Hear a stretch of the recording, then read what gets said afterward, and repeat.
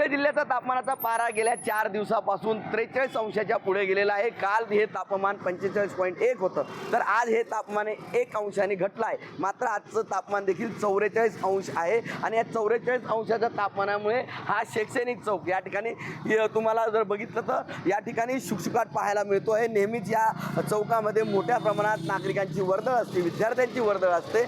मात्र आज वाढलेल्या तापमानामुळे ही गर्दी कमी झालेली आहे आणि नागरिक बाहेर पडताना टोपी, रुमाल त्याचबरोबर स्कार्फचा वापर करत आहेत। विशेष म्हणजे गेल्या 8 दिवसापासून धुळे शहरामध्ये आणि जिल्ह्यामध्ये या ठिकाणी उष्णतेची लाट आलेली आहे। येणाऱ्या मे महिन्यात देखील ही लाट कायम राहण्याचे चिन्ह आहेत। त्यामुळे नागरिकांनी आपल्या आरोग्याची काळजी घ्यावी अशा पद्धतीचं आव्हान या ठिकाणी प्रशासनाने केलं आहे। प्रशासनाच्या वतीने जिल्ह्यातील 43 ठिकाणी या ठिकाणी एक कक्ष स्थापन करण्यात आलेले आहे। कुठल्याही व्यक्तीला काही त्रास झाला तर त्यांनी जिल्हा रुग्णालय असतील, ग्रामीण रुग्णालय असतील या ठिकाणी संपर्क साधण्याचं आव्हान देखील प्रशासनाच्या वतीने करण्यात आलेलं आहे।